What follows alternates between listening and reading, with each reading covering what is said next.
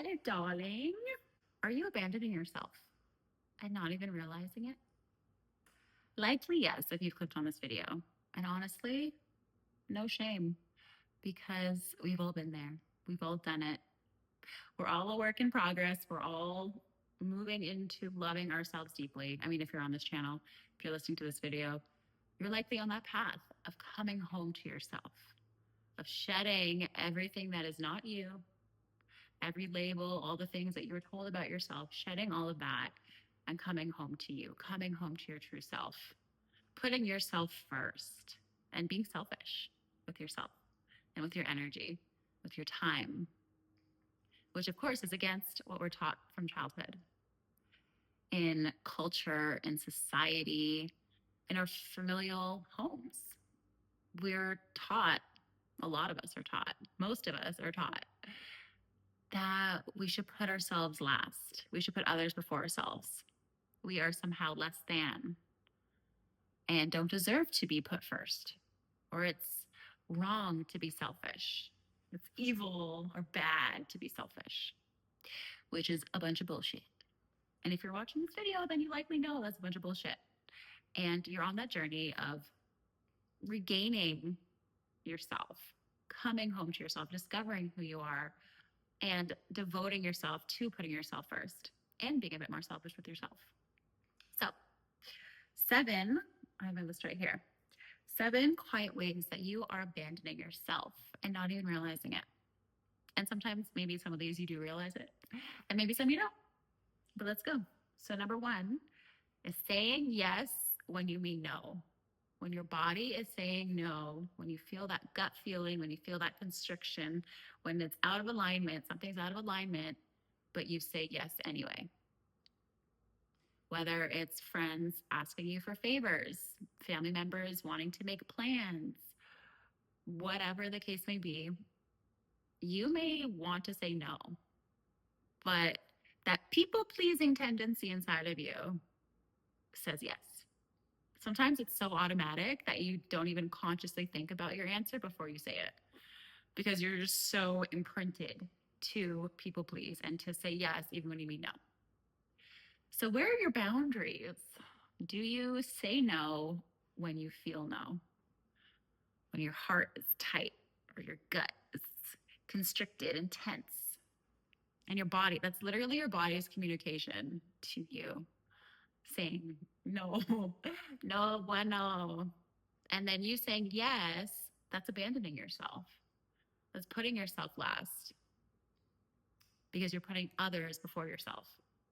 And I'm not saying never put other people before you, especially if you're a parent or a mother, you know. I'm not saying never put yourself first or always put yourself first. It's not what I'm saying. What I am saying is notice how you are not honoring your body decisions, because your voice and your body can be saying 2 different things. So notice that. Are you people pleasing? Number 2, ignoring exhaustion. This is a big one, especially in our hustle culture of go, go, go. Gotta keep doing, gotta get the goals, gotta keep having plans, gotta have your 5-year, your 10-year plan. Go, go, go, go, go. That's so exhausting. That's so exhausting. And that's not in alignment with this slower living that you're likely wanting. The slower, more feminine movement, moving in alignment with your life, creating more softness. I'm like feeling it, but I'm like trying to get the words out. But it's literally the opposite of hustle culture. It's flow. It's flow. So are you constantly exhausted and ignoring that? Do you take time daily, weekly, however often, do you take time to check in and ask yourself, what is causing the exhaustion? Work, maybe? Maybe your friends? Maybe you feel exhausted after hanging out with a specific person or a specific people, yet you continue to hang out with them. That exhaustion is a message, the signal It's your body relaying information. Okay. So, are you ignoring it? Number 3, constantly seeking reassurance, external validation, which we are all guilty for. We're all guilty for it because we're human. And humans are built to want to belong, want to be a part of something outside of us. We love community, even if we consciously think we don't want it out of fear, rejection, whatever the case may be. We all want community. And so, of course, we place value naturally in external validation, seeking seeking constant reassurance. Absolutely. And so shifting that, because when you seek externally, you're not validating your own internal reassurance, your own internal opinions and values and thoughts, because you're seeking it outward. Do I look okay? Do I seem okay? How do I sound? Am I stupid or whatever? Reassurance somehow. But reassure yourself. Honor your voice, your intuition. Know what you reassure, or know that you can reassure yourself. Know that you can reassure yourself. Okay. Okay. And honestly, we're all like, a that's still a learning path for me, is seeking external validation, because that's all I did before. That's all I did. I needed to seek other people's opinions of me to confirm that, like, I am liked, or I am cool, or I am whatever. I'm smart. I would seek it outside. And so it's been a journey, healing that part and directing that energy back to me. Do I validate myself? Do I think I'm smart enough? Do I think I'm loved? Do I? Because this voice inside matters. It's actually the most important, most valuable voice. All right, not trusting your intuition is number 4, which kind of goes hand in hand with that validation, because if you don't trust yourself, if you don't trust your intuition, then you're going to be seeking outside. And so learning to actually switch inward and listen to that intuition. And I know it's, what's intuition, what's ego, what's fear, what's truth, what's intuition, what's false lies, because there's a lot going on internally. Okay. There's a lot. Emotionally, mentally, the mental thoughts encourage emotion, and then the emotion encourages the mental thought. So it's like a dance, chaotic dance sometimes that they play, the mind and the body. And learning to trust your intuition, there's no one straight path to do that. It's honestly trial and error until you learn what the voice of your intuition is. Sometimes you might think it's your intuition and you might take action on something, and it actually didn't feel as good, or wasn't as aligned as you thought. And so maybe that wasn't your intuition. And so then learning, okay, the next time that voice comes around, is that intuition, or is that just the ego speaking? And your intuition, it lives in your body. The mind, the ego lives in the mind. And so if there's a lot of chatter up here, that's often your ego. It's when you silence yourself, quiet down, settle down, slow down your day, and actually just sit in silence and presence and stillness. That is where your intuition lives. It's not in the busy, crazy outside world, or not when you're constantly stimulated and overhyped on sugar and caffeine. And not to say that intuition can't come through, obviously, when you're busy in the external world. But if you're beginning to learn how to listen to your intuition, you definitely want to slow down, be quiet, be with yourself, breathe into that, and learn. learn what your intuition is, and then begin trusting that. Begin making decisions. Even if you're fearful, even if you're unsure, just make decisions based on what your intuition is saying and see where that leads. And the more you take action on those decisions and the more you notice their benefit of taking those, the benefit of taking those actions, then you'll learn to trust. So it's kind of like a relationship. In the beginning, you don't trust the person, but it's through communication and action and movement. That's the biggest thing, movement. You got to move. You got to take action. You got to do something in order to build that trust. So, number 5, criticizing your body is a way you're abandoning yourself. We've all been here. If you were born in basically any decade, but especially in like the 90s, early 2000s, body image, if you had to be anorexic, you had to be so super skinny, and your hair had to be straight, and there was a specific image, and if you weren't that image, then you were deemed ugly. And I know that was something for me. I grew up literally hating my body and thinking I was so ugly because I didn't look like the average Caucasian girl, I suppose. I didn't look like the average girl that was super skinny and had straight hair and a smaller nose and all the things. And so from a young age, and even now, like, social media is on every little teeny bopper's phone.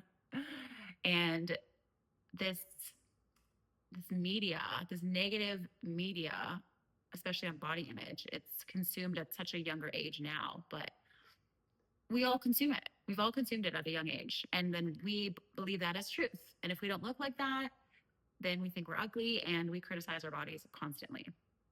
I mean, even now, I was looking in the mirror and I still criticize a little bit my eye bags. Although we're loving the eye bags. We love the eye bags. I was born with them. I have a baby photo with these same eye bags as Deep. So it was a genetic thing. But yeah, even like now, I'm, still learning to love my body, but learning to love your flabby arms, learning to love your chubby thighs, learning to just love you, your big nose, or whatever the case may be. Learning to love that. And for me personally, like I said, I was so critical over my body. I was I was my own worst critic, my own worst, my own worst enemy, honestly. And even if I was working out a bunch, I had a personal trainer at the time, I was just constantly trying to change my body because I thought I was so fat. And nothing changed. Nothing changed because I continue to see myself and criticize myself and see myself in a negative light. And it didn't matter how much work I did, I didn't see changes because my mental conception of myself stayed the same. And it wasn't until I changed that mental thought of myself and I actually began to love who I am now or who I was then, learning to love that version of me. That's honestly when I saw changes in my physical appearance. When I loved myself before I lost the weight or whatever the case. And so just learn to love your body now. Now.